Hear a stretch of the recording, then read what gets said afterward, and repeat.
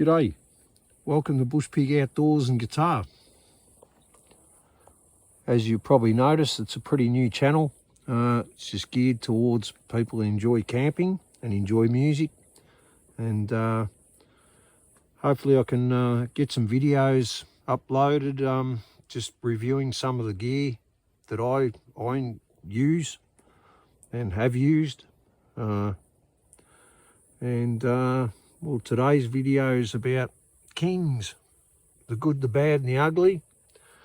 And this is about the awning tent. I've got the 2.5 by 2.5 metre awning tent.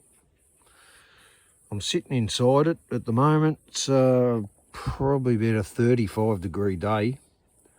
Why did I buy this? Well,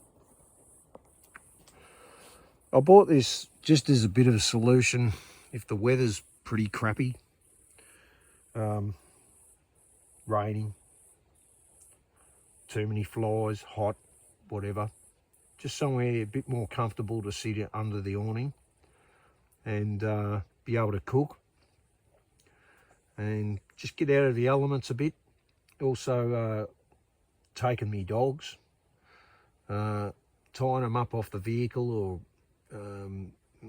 tying them up off trees and stuff. They get all tangled up and you know, they knock things over and stuff under the awning. So at least under here I can let them sit in here on a hot day, or if it's raining they're not getting all muddy paws, and yeah, I can not have to have them tied up. So but yeah, look, it's 35-degree day.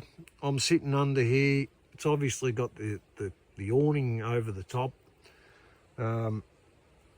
It's reasonable under here. It's actually reasonably cool. There's a bit of a breeze. So yeah, I just thought I'd talk a little bit about the awning tent. It's the first time I've used it. I won't go into packing it up, setting it up, all that. There's quite a few videos online of how to do that. There is a few sort of tricks to making it a bit easier, I think. I've only set it up the once, but from what I've observed, it's, you know, there's a bit of a trick to it that seems to make it a bit easier. However,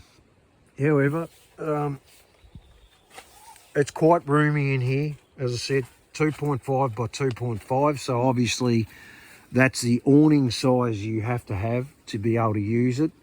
I haven't got a King's awning. I've got a, which I don't even think you can get anymore. I bought it from Super Cheap Auto years ago. Is a Ridge Rider 2.5 by 2.5.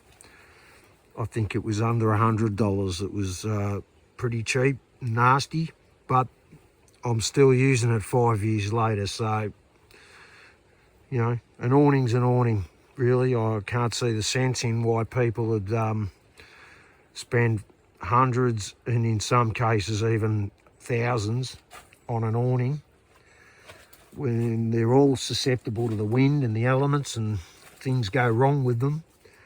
I just figured buy a cheap one. However, I'll come outside and show you this tent. As I said, the channel's new, hence why I'm filming on an iPhone, because I really don't want to spend a lot of money just to show a bit of King's gear on YouTube. So bear with us.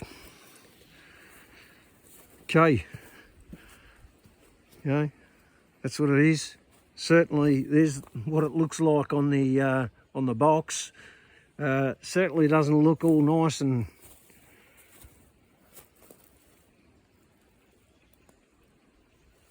nice like it does in the picture. However, it's pretty easy to set up. It is what it is. It's a room with screens, and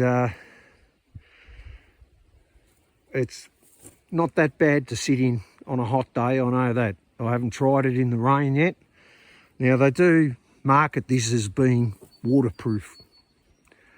I'm telling you now, there's no way this is going to be waterproof, all right? Water resistant, possibly.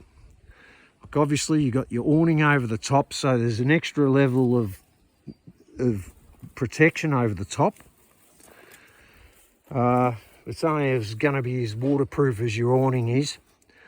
Obviously you want to slope it down if it's raining, like as you would with your awning anyway. But the floor is probably the biggest drawback, I think. Is not a bucket floor. It's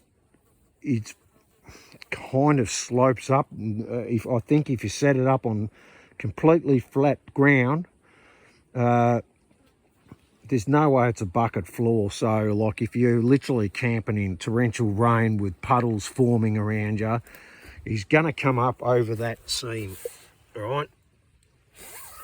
Now, on the inside,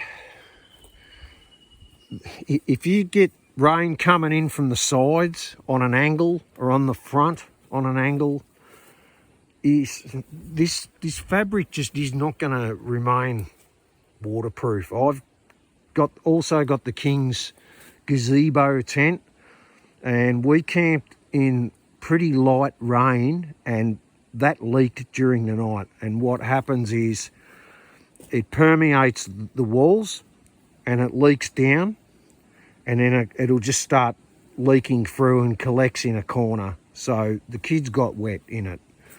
I'm pretty sure this is going to be exactly the same. I would not like to be camping in torrential rain with it. However, I have got awning walls which just Velcro on like these, which will give it a little bit of extra protection from incoming rain. But as far as the front goes, the front awning wall uses the same sail track, so you're not going to be able to use it and this. Okay, so good luck in the rain. I can't see that it's going to be waterproof. Maybe a bit of drizzle might be okay, but I think it's it's not gonna stay waterproof.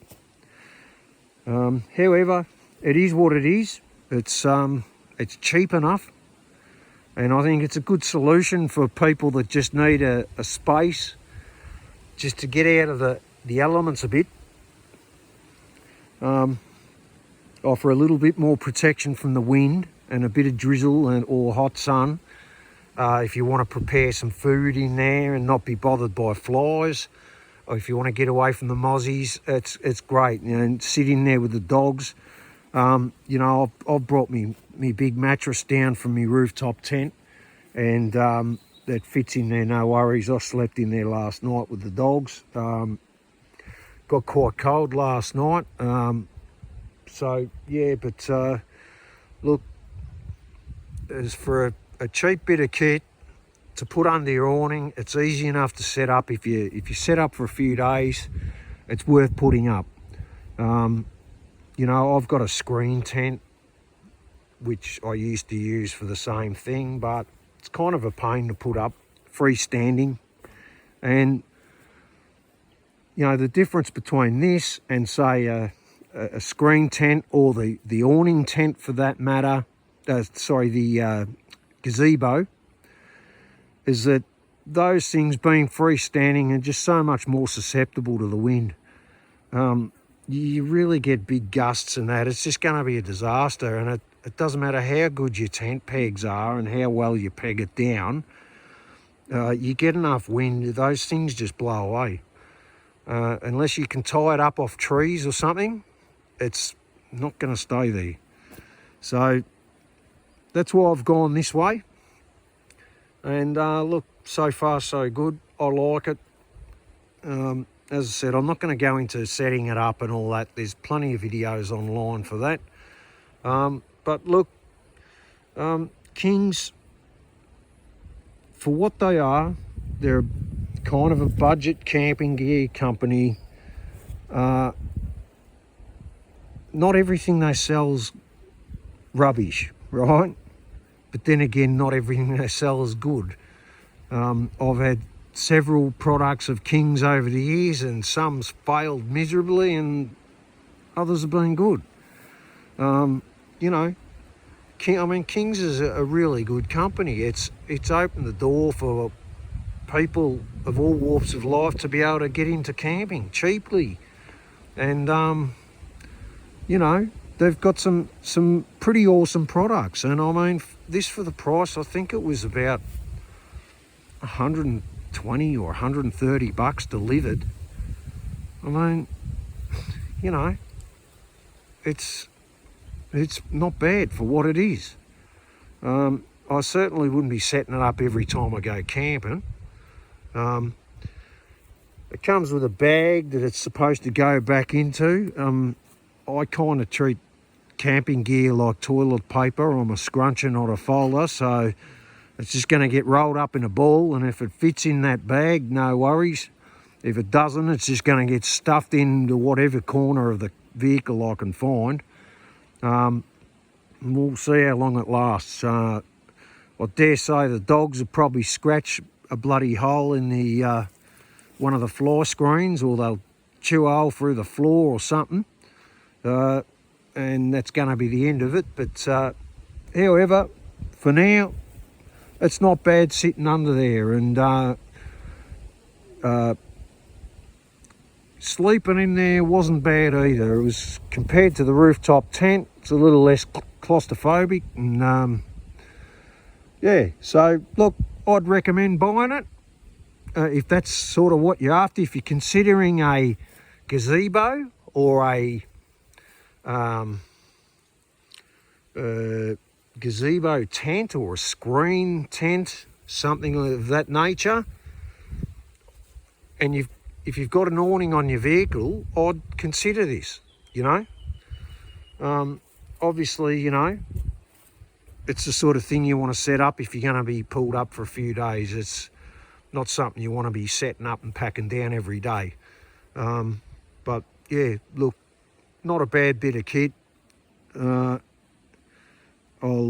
probably do another video on it if I'm ever in really bad weather, rain, and we'll see how it holds up in the rain. I kind of don't like me chances, but however, I hope, you know, this video helps anyone out there that's considering one of these.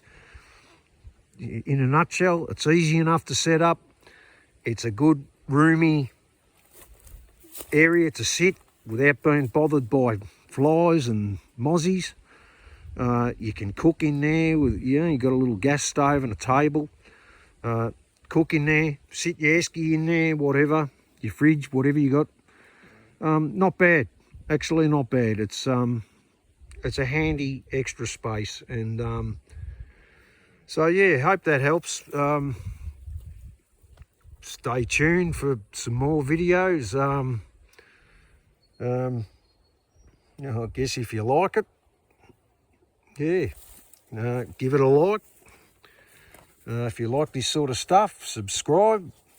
There'll be more coming. Excuse me. And if you don't like it, we'll hit the thumbs down twice. All right, over and out.